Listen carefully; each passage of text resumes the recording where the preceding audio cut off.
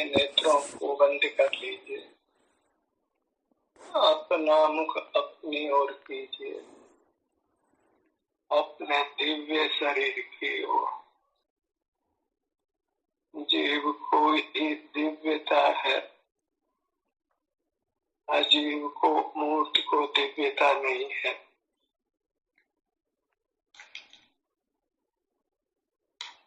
अपने देवत्व को प्रकट करने के लिए मूर्त पदार्थों के साथ व्यवहार बंद कीजिए।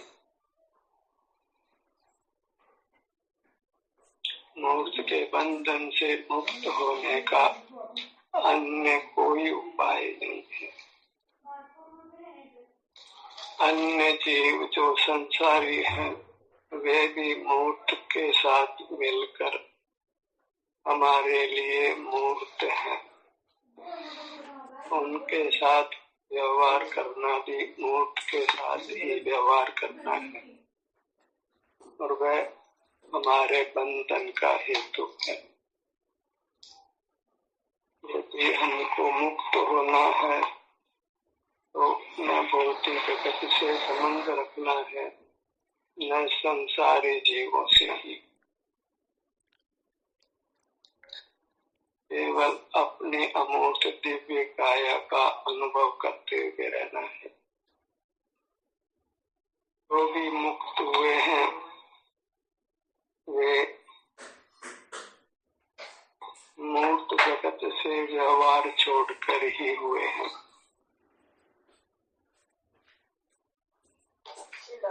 दरवाजा खुला छोड़ दिया।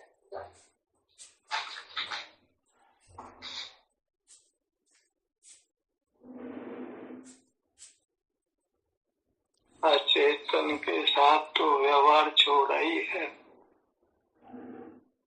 सचित चेतन के साथ भी व्यवहार छोड़ा है। सर्व संसारी जीवों से मुंह को मोड़ा है, क्योंकि संसारी जीव भी मूर्त शरीर के माध्यम से ही व्यवहार करने में आते हैं, इसलिए उनको भी मूर्तता है। मुक्ति चाहते हैं तो केवल अपने से युक्त रहना है। नेत्र बंद रखकर अपनी अमूर्त काया से युक्त रहना है। मूर्त के साथ किया गया व्यवहार हमको मूर्त रखता है, मूर्त से बांध कर रखता है। हम अमर होने पर भी विनाशी होते हैं, जन्मते हैं और फिर मरते हैं। इस प्रकार जन्म मरण के दुष्चक्र में जीते हैं। बाल्यावस्था, युवावस्था, वृद्ध अवस्था, इन वय संबंधी दुखों को भी हम भोगते हैं। भोजन पानी की पराधीनता रहती है, अन्य बाह्य साधनों की जीने के लिए आवश्यकता रहती है।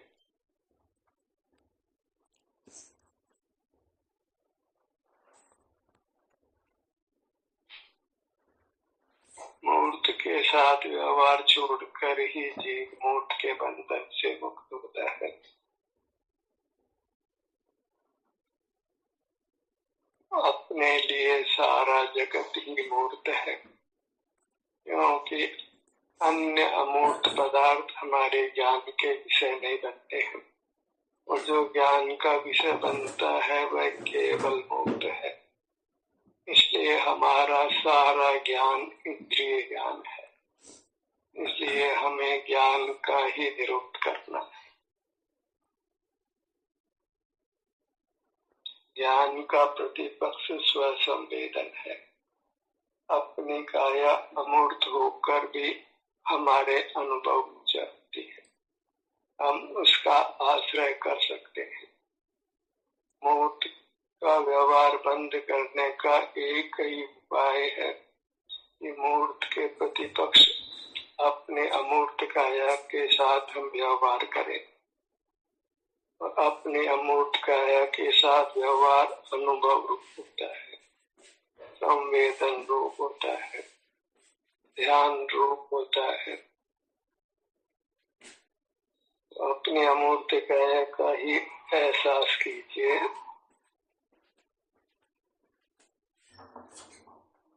अपने ध्यान को नेत्र बंद कर अपने सिर से पैरों तक सीमित रखिए।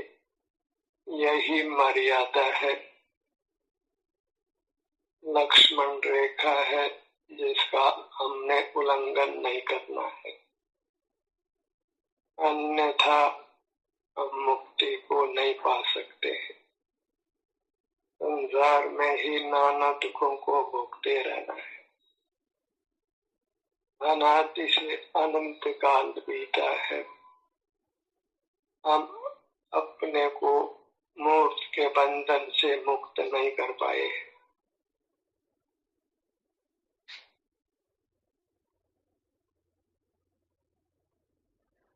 जितना कुछ हमको ज्ञान प्राप्त है उससे इतना ही समझ लेना है कि हमको मूर्त के साथ व्यवहार समाप्त करना है।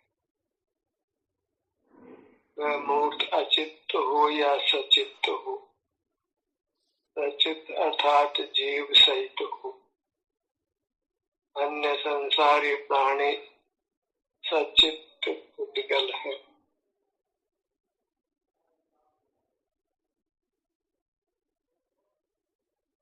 ऐसे मूर्त हैं जिनमें जीव मिला हुआ है और उसमें हमारी भी गणना है। अमूर्त होकर भी हम मूर्त समान हो रहे हैं, क्योंकि मूर्त की संगत की है। मूर्त के साथ हम रात दिन व्यवहार करते हैं और मोक्ष की कामना करते हैं, तो उस मोक्ष की कामना की पूर्ति होने वाली नहीं है।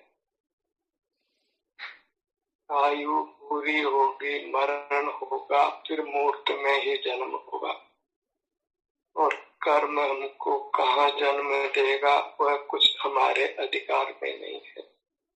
हमारे जीवन की भागदौड़ मूर्त कर्म के पास ही होगी। दिव्य होने पर भी, परमात्मा से देव होने पर भी, परमात्मा स्वरूप होने पर भी हमारे जीवन की कमान अचेतन मूर्त कर्म के पास होती है। उसी के बुद्धि अनुसार हम नाना गतियों में जाते हैं, नाना मूर्त शरीरों को प्राप्त करते हैं, नाना प्रकार की वैभाविक शक्तियों को प्राप्त करते हैं और उद्गलों के आश्रित जीते हैं।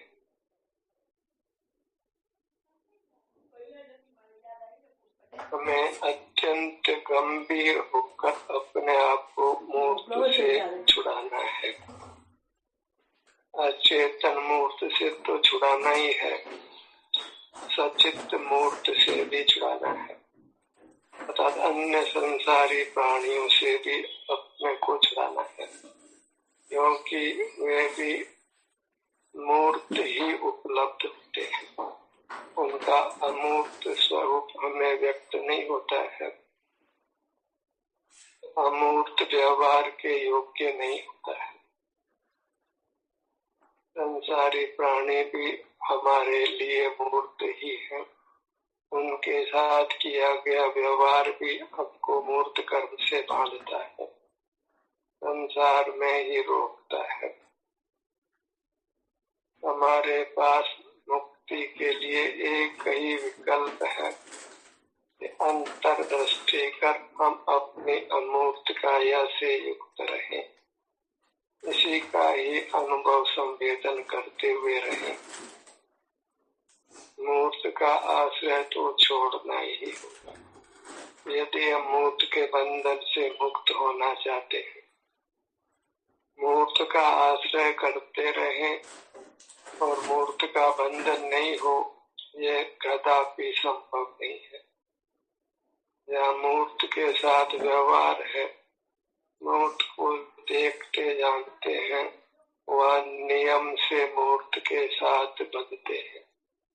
इस नियम से रागादिक की उत्पत्ति होती है, मूर्त कर्मों का बंधन होता है और संसार में परिभ्रमण होता है। यदि मोक्ष की कामना है तो अपने को मूर्त, चेतन अचेतन दोनों से ही पृथक करना है। संसारी प्राणियों से भी विमुख रहना है और अचेतन मूर्त पदार्थों से भी विमुख रहना है।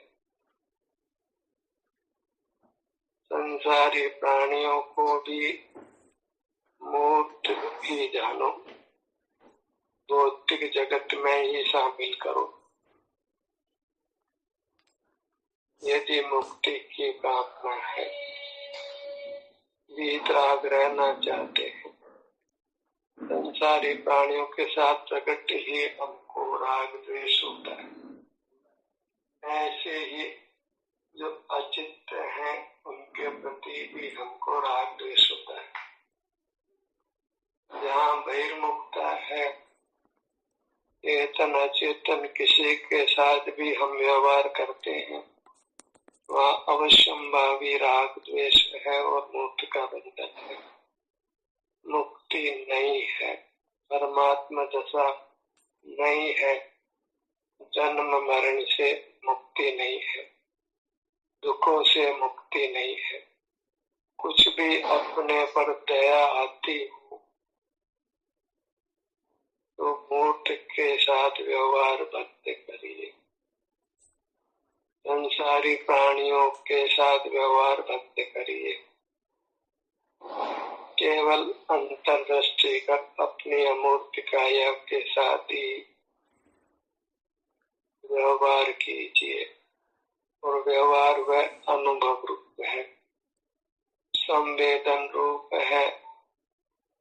मुक्ति पाना है तो अंतर्दृष्टि कर सिर से पैरों तक ही बने रहना है।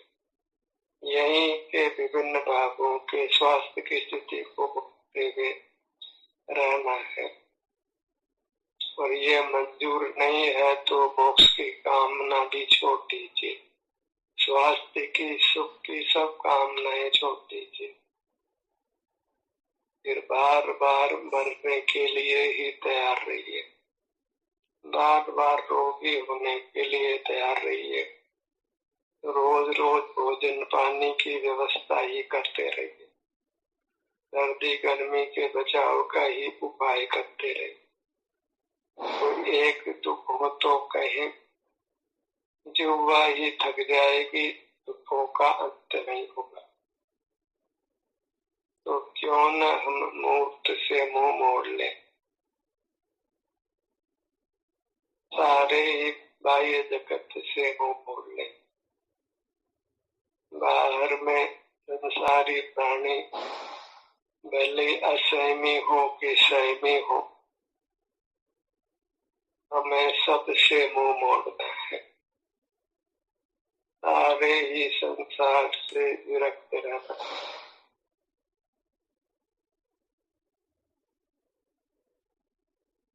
अपनी मूर्त में ही अनुरक्त रहना है। मोक्ष की भावना है तो मोक्ष पाने के लिए प्रयत्नशील हो जाइए।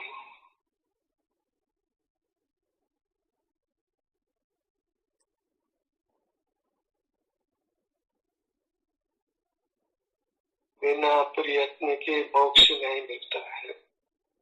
बिना प्रयत्न के तो जैसा जीवन अब तक जीते आए हैं वैसा ही जीते हुए रहना होगा।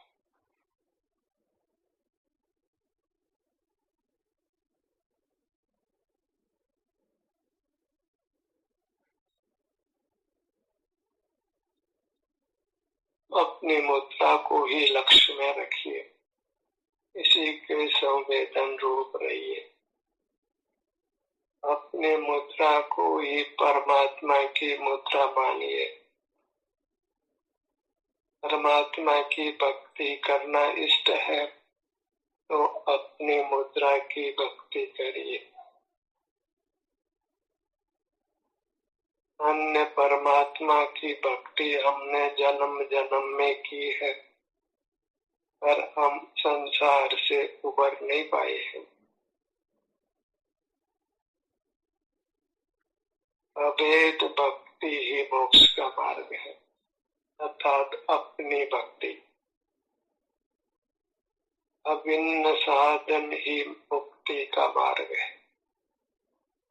अभिन्न साधन और साध्य भी अभिन्न।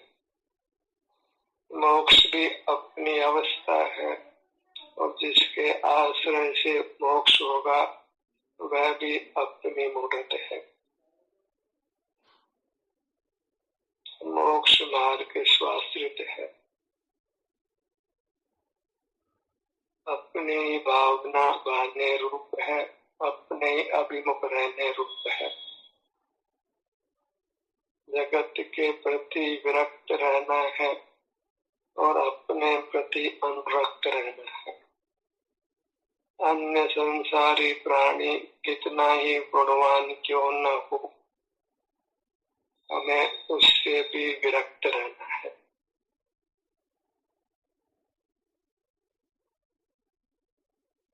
अन्यथा बहिर्मुखता को बेटा जानना संभव नहीं है। मूर्त के बंधन से मुक्त होना संभव नहीं है। जिस कार्य को हमने अनादि से नहीं किया है उसको अब करना है। अपने अमूर्त शरीर के अलावा जितने भी द्रव्य लोक में है, चेतन हो कि अचेतन हो, सबसे नाता तोड़ना है। भाई बंधु हो, पड़ोसी पड़ोसी हो कि विश्व का कोई भी प्राणी हो, कोई भी भौतिक संपदा हो, सबसे विरक्त रहना है। परमात्मा की कृत्रिम प्रतिमा हो, कोई संत हो, सबसे विमुख रहना है। मोक्ष मार्ग केवल अपने सन्मुख रहना है। जहाँ मूर्त का देखना जानना है वह नियम से राग द्वेष है, नियम से कर्म का बंधन है। हम मूर्त काया से मुक्त नहीं हो सकते हैं। अमूर्त रूप को प्रकट करने के लिए अपनी अमूर्त काया से ही युक्त रहना है। केवल अपनी अमूर्त काया ही हमको अनुभव चलती है। अन्य जीवों के अमूर्त काया, उनका सुख दुख हमको अनुभव में नहीं आता है। पर के नाम पर मूर्त के साथ ही व्यवहार बनता है, उन्हीं का देखना जानना होता है और उससे ही संसार होता है। सिमट जाना है, अपनी मूर्त तक सिमट जाना है। कुछ नहीं करना है, बस अपना मुख अपनी ओर करना है। इतना ही मोक्ष मार्ग है। और अपना अमूर्त शरीर संवेदन गोचर होने से हमारे अनुभव में आता है। बाल गोपाल सबको आता है, क्योंकि जीव सुख दुख के बिना कभी नहीं है। एक निद्रा में ही अपनी मूर्त का लक्ष्य होना संभव नहीं है। बहिर्मुखता में भी अपनी मूर्त का लक्ष्य नहीं होता। तो बहिर्मुखता को भी निद्रा समान जानो, मूर्छा समान जानो। बेहोशी समा जाना। जब हमको अपनी मुद्रा का अनुभव हो तो वह समय ही होश का समय है। उसी समय हम सावधान कहे जाते हैं। अन्य सब समय हम असावधान हैं, परावलंबी हैं, स्वच्छंद जीते हैं, असंयम से जीते हैं। जहाँ नेत्र खुले हैं वहाँ नियम से असंयम है। और मोही जीवों ने तो भगवान की प्रतिमाएं भी खुली आंखों वाली बना दी है, जिससे जाना जाता है कि जीवों को मोक्ष मार्ग की कुछ भी खबर नहीं है। वे मोक्ष मार्ग से अति दूर ही बचते हैं। धर्म के नाम पर मिथ्या क्रियाकलापों का ही पालन करते हैं, जिससे किसी प्रकार संसार से पार होना संभव नहीं है। अपने ध्यान को अपने सिर के भाग पर लाइए।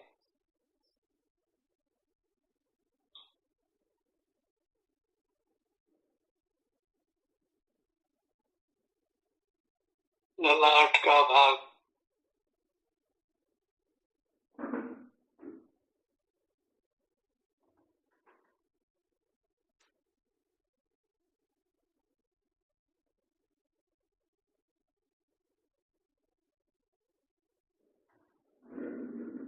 यदि हम ध्यान का अभ्यास करें तो फिर बिना अंगों का नाम लिए हुए भी अपना मुख अपनी ओर रख सकते हैं।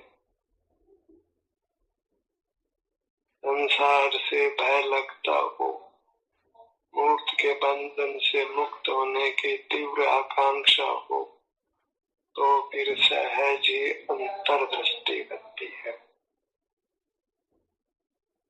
हम अपने जीवन को सुधारने लगते हैं, जीने की स्टाइल में परिवर्तन करते हैं। धर्म के नाम पर मिथ्या क्रियाकांडों को छोड़कर अंतर्दृष्टि कर अपनी मूर्त से युक्त रहते हैं।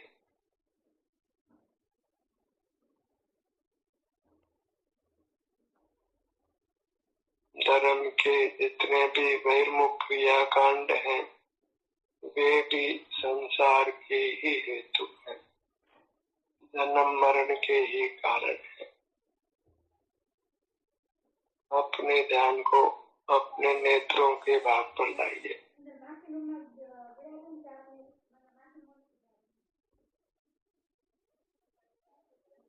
अपनी मूर्त के अलावा सबसे विरक्त होना है।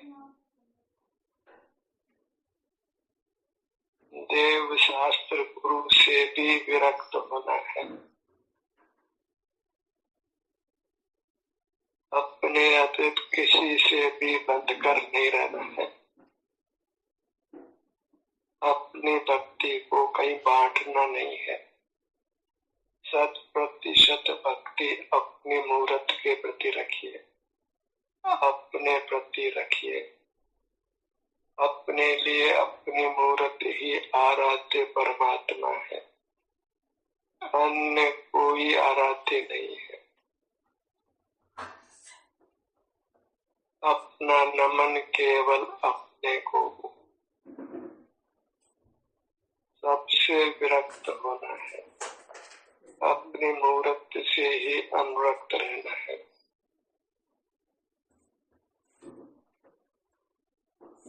मनुष्य भाव का काल अत्यंत थोड़ा ही है, अधिकांश काल तो व्यतीत भी हो गया है।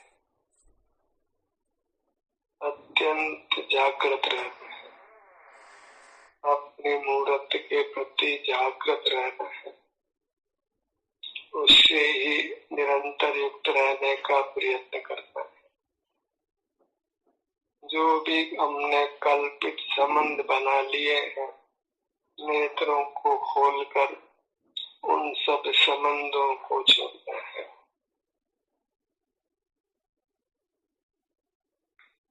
अनुबंध केवल अपनी अमूर्त काया के साथ हो। यही यथार्थ संग है जिसमें सदा हमारे साथ रहना है।